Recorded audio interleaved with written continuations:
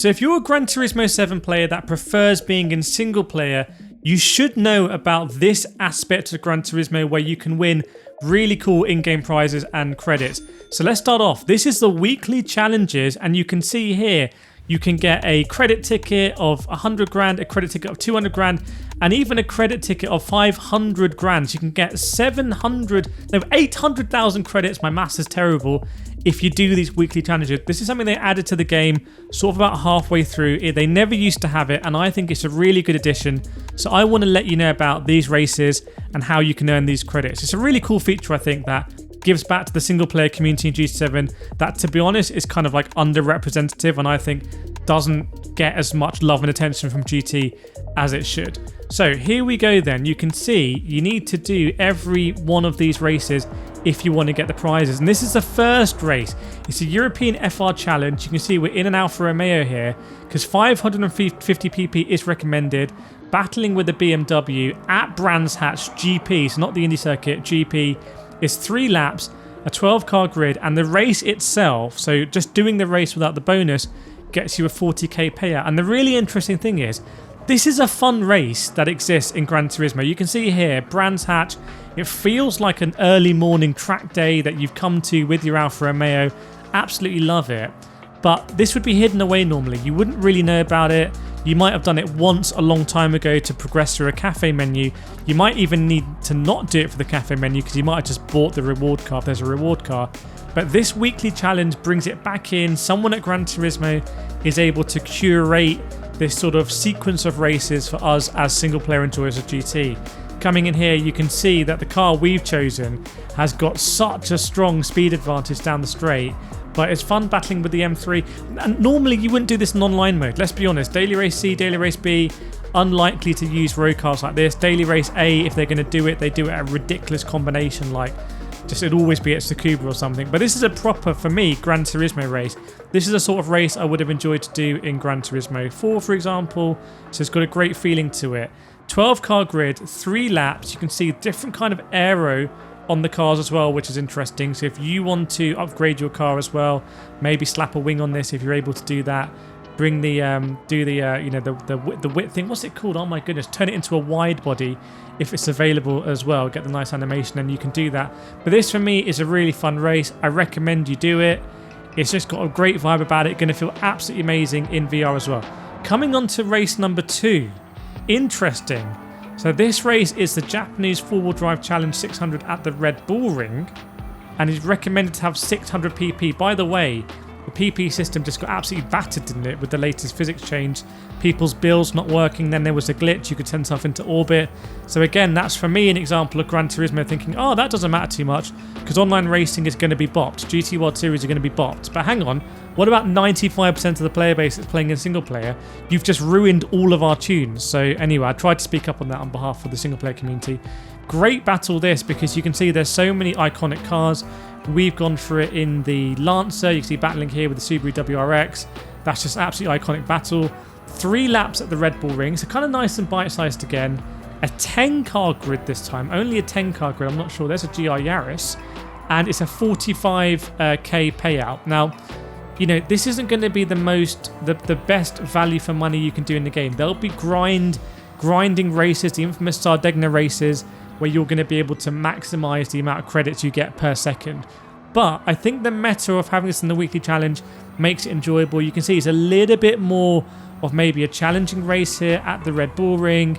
Only a 10-car race, so I don't understand why they've done that. And to be honest, I would love in AI single player, if especially on PS5, for those who are stuck at the PS5. I think we actually did this one on the PS4 Pro, just to make it clear. But on the PS5, I'd expect the car count to be way higher than this to compete with the other games out at the moment, like Forza even, I think, got 24-car grids. But there we go, Japanese 4-wheel drive challenge 600 pp, 3 laps, 10-car grid, 45k payout. So the next race is very interesting, and I absolutely love the weekly challenges for this because we're going to use a new track. This is the Eigen Nordbahn new track. Now this comes into rotation sometimes in the daily races, but it can also come in the weekly race rotation. And it's a Porsche 3561 make. Now you need to get this car, by the way. If you don't know where you get it, It's a Legend dealership car. So I don't think it's the most expensive, but if you see it pop up, this is another reason to kind of like, oh, what's coming to the Legend dealership? I'm going to pick that car up. Even if there's no reason for me to have it now, it might come up in a weekly challenge and I want to be able to get that maximum prize. And sometimes the prize might be a 6-star roulette or a 6-star engine component or a 6-star car invitation or whatever. So all sorts of different prizes. By the way, this video is not sponsored by GT. I just really like this kind of concept they've done. I think fair play. It's a 5-lap race. So going to be 5 laps here. So a little bit, it's not the longest track, but it's a 5-lap race. It's a 12-car grid, an 80k payout, and it is, as I said before, it's a 1 make. So this one looks like it's going to be a little bit trickier. You might need to try and upgrade the car a little bit. There's no, actually, I don't know. I need to, let me know. Are you able to upgrade the car in here? Because if it's a 1 make, maybe you can't, which would make it a bit more difficult. With the PP challenges, like the 550 for the first one, the 600 PP for the second one, you can decide what you want to upgrade. Do you want to really upgrade the engine with turbos and whatnot? Do you want to upgrade the gearbox, but then you haven't got enough PP left for tyres, or do you want to do tyres and not vice versa? Interesting combination. Next one, here we go. World Rally Challenge Group B at Willow Springs. Big Willow it is, to be precise. And you need a Group B rally car. We've gone for the 205 Peugeot here. Obviously, as a Peugeot driver, I absolutely approve of this. This is the car you should be using. But you need a Group B rally car. Group B rally in GT7 is an absolute mess of a classification. They need to do historic rally and like the concept rally cars. Like, I'm sorry, you can't have all these together. It's just not right. It's wrong. 10 laps, by the way. So this is quite a big race.